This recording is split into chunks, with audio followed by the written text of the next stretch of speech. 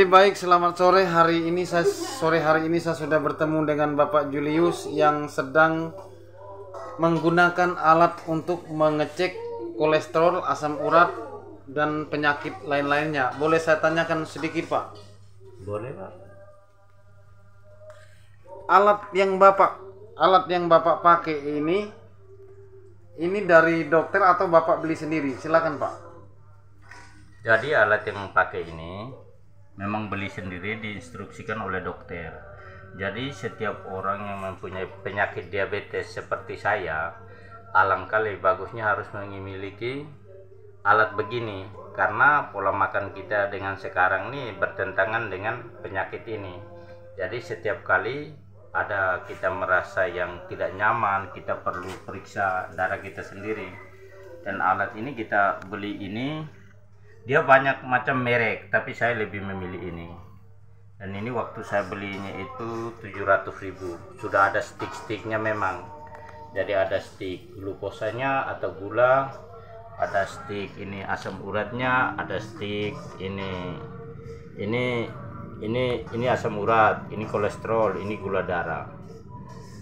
Tapi saya ini kan gula darah, jadi sementara ini saya mau periksa darah saya dulu. Jadi alat ini kita kalau sudah pakai baterainya, kalau tidak dipakai lebih dari 2 hari baterainya harus dilepas. Jadi sekarang kita pasang, karena baterainya lepas kita pasang cerak. Nah, dia bunyi, berarti artinya sudah hidup. Jadi kita tutup dulu. Habis itu kita pasang ini untuk mengetahui merek stick ini. Jadi di sini nanti kita pasang stick ini, muncul nomornya ini dulu. Nah, sekarang kita pasang ini. Setelah kita pasang ini, kita lihat masih nyala. Kita harus mencek apakah sudah oke atau belum. Kita harus masukkan ini lagi. Kalau seandainya dia tidak apa ini, nah sekarang dia bunyi, kita masukkan. Nah ini kan ada oke-nya atau tidak? Ada tulisan, ada oke. Nah, berarti bisa dipakai. Kita ambil ini, kita ambilkan sticknya. Nah, setelah ini sticknya kita ambil, ini stick mahal ini. Jadi kita masukkan. Cak. Nah, dia bunyi harus ada merek stick ini keluar di sini. Ada nomornya 28. Ada? Sudah hilang. Oh, sudah hilang. Berarti dia sudah ada panah begini, ya berarti tandanya jadi ini. Terus kita ngambil jarumnya ini. Jarum ini kita suntik tangan kita supaya keluar darah. Nah, simpel aja saudara-saudara. Nah, ini kita cek. Coba. Nah, berarti dia sudah berjalan. Lihat berapa nanti gula darahku. Soalnya lagi tinggi ini gula darahku. Tadi pagi aja 344. Nah, berapa ini? 116. Oh, 116. Nah, 116 turunnya drastis sekali. Tadi pagi 344. Tapi begitu saya minum obat metformin, dia langsung turun. Inilah seorang penyakit diabetes, kehidupannya itu tergantung pada obat yang ada.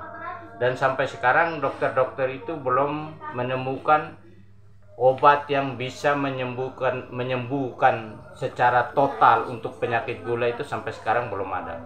Jadi kalau kita yang sudah mengidap diabetes, artinya penyakit ini dibawa mati.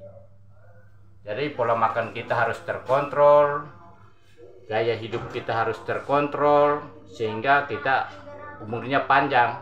Kalau tidak ya ini hari mau istet. Dan matinya itu secara mendadak aja. Udah pernah bilang dia tunggu proses dulu. Jadi yang selama ini Bapak rasakan mengalami penyakit yang Bapak sudah ceritakan di video ini itu seperti apa, Pak, gejala-gejalanya? Boleh dijelaskan di sini? Ya, jadi kalau menurut ilmu dokter, saya sendiri tidak tahu. Yang pernah dokter jelaskan untuk, ya artinya kita punya sel tubuh itu ada yang sudah rusak, yaitu pankreas. Jadi kalau pankreas kita itu sudah tidak bisa mengatur ini karbohidrat yang masuk ke tubuh kita berubah jadi energi, nah, berarti dia disitulah tidak bisa terbakar lagi karbohidrat kita dalam tubuh. Makanya dia terjadi penyumbatan oleh karbohidrat, artinya lemak-lemak itu penyumbatan di pembuluh-pembuluh darah.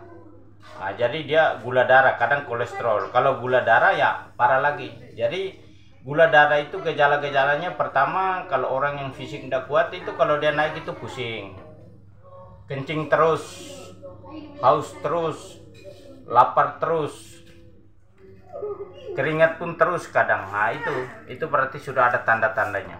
Yang saya mau tanyakan Pak, semenjak Bapak menggunakan alat yang dipraktikkan Bapak di video ini, itu apa keuntungan dan apa kelebihannya Bapak setelah menggunakan alat ini? Jadi menggunakan alat ini, kita ini kan hidup di daerah-daerah yang jauh dari dokter.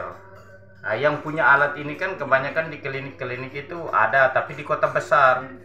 Tapi kalau di pelosok-pelosok kan tidak ada, bidan pun ada tertentu ini. Nah, jadi kalau kita tidak kontrol sendiri, karena gula darah itu dia naik itu ada gula sewaktu dan gula puasa. Jadi yang kita mengetahui bahwa gula darah kita normal itu kita lebih periksa pada gula puasa. Gula puasa itu artinya kita berpuasa selama 8 jam, tidak makan, tidak minum. Terus kita periksa, itu normalnya harus 110 ke bawah. Kalau dia masih 110 ke atas berarti masih ada gula. Kalau kita yang sudah kena diabetes ini, dia standarnya kalau gula sewaktu harus 200 ke bawah. 150 artinya 120 sampai 200. Itu kan kita sudah punya riwayat diabetes.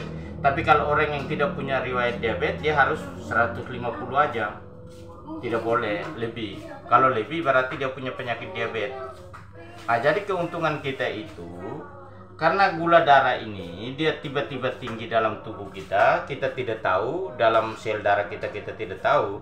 Kalau kita tidak periksa dengan alat ini dan kita tidak mengkonsumsi obat, gaya hidup kita, pola makan kita tidak terkontrol, makanya kita tiba-tiba ya otak tersumbat, stroke, kalau tidak ya luka di mana-mana dan terjadi infeksi, amputasi, menyebabkan kematian. Kalau dia pompa ke jantung, habis kita, pembuluh darah pecah dan kita mati, darah keluar dari hidung, dari mulut.